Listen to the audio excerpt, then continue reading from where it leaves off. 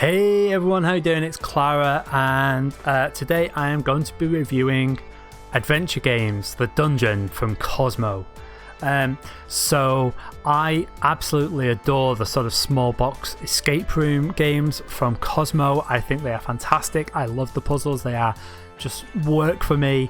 I've played an awful lot of them, and there's only been one I haven't enjoyed so far, although there are a few that I need to play. Now, I will also say that I was able to play this with my friends socially. Like, I had a video set up so that they could see all the cards and everything, and I sent them photographs of stuff, and we were able to play this together online, which was really nice. But yeah, it's so it's got aspects of escape room and sort of puzzles, small little puzzly things, and it's a bit of an RPG, to be honest. It's like it's a nice little RPG game. And there are others of these, so I'm looking forward to playing them. Spoilers, I enjoyed it. And yeah, no, it's I'll explain it. I'll do no spoilers. So yeah, let's just talk a little bit more about it, shall we?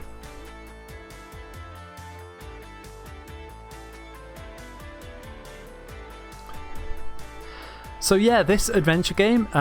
So in it, you have a few different decks of cards. So you have 3 chapter cards, you have a number of different ending cards, you have a deck of cards, and then you have room cards.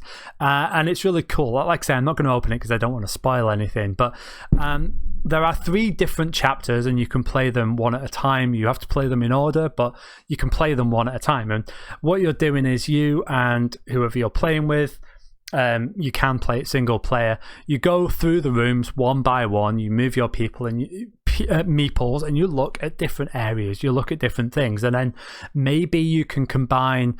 Maybe there's something that you want to knock off a shelf, and you have something that you can knock it off with, and so you combine them, and then there's a storybook, and you read whether it works or not and what effects there are. In terms of the puzzles, I don't think that most of the puzzles were that complicated. So I know I've talked about the unlock games, and I've said that the puzzles just felt too simple and I didn't really enjoy them.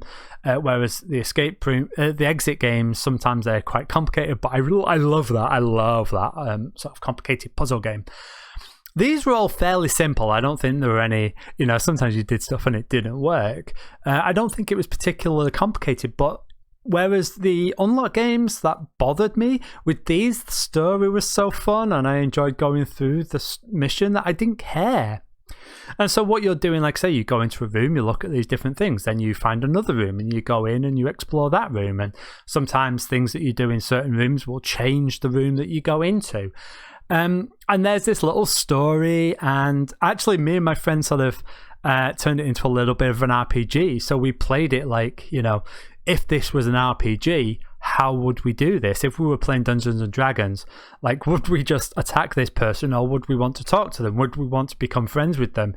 We actually tried to play it from the point of view of role-playing, and not from the point of view of sort of optimizing our gameplay, which and I think maybe that's what gave us more. And like I say, it's got this story and it builds on the story, and you have these 2 cliffhangers at the end of chapter 1 and chapter 2, and it was just really good fun. It was just really entertaining. Like I say, it wasn't really too complicated, but it was just really good fun to do.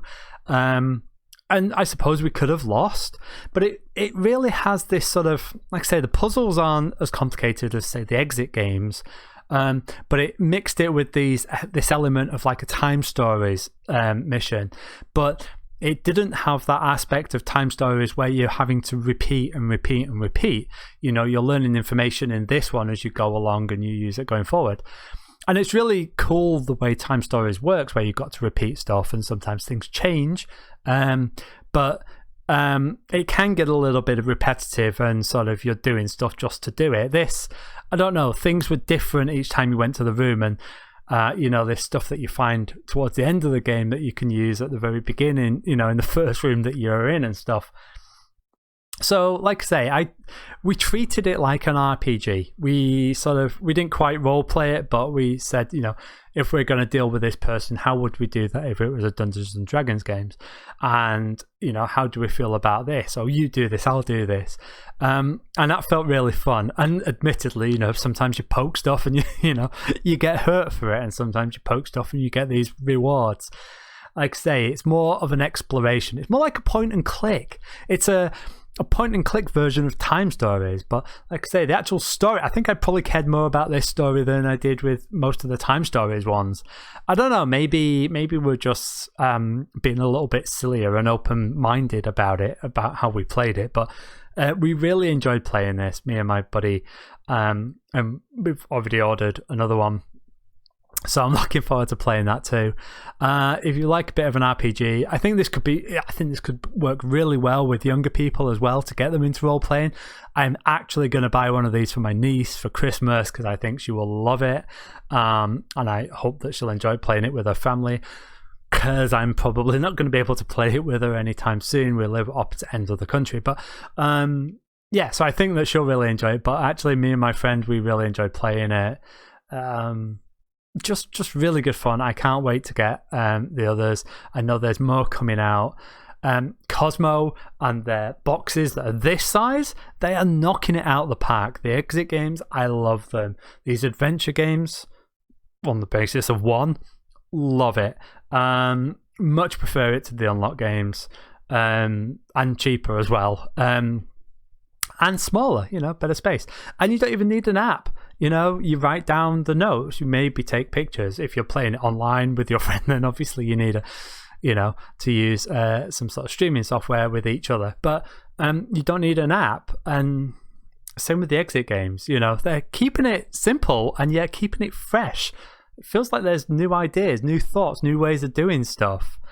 That's really cool. I'm not anti-app in-game at all. I'm really not.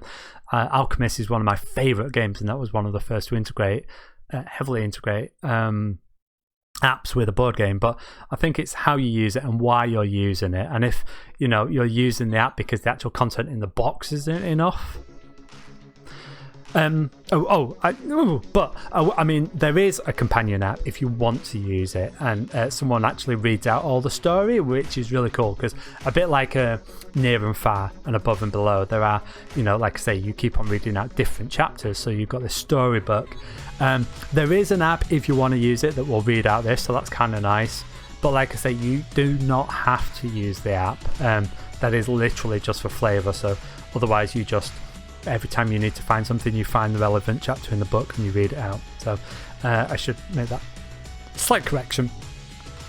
With that, adventure games, The Dungeon, highly recommend. And with that, hopefully you like this. Please like, subscribe, all that gubbins. And until next time, bye.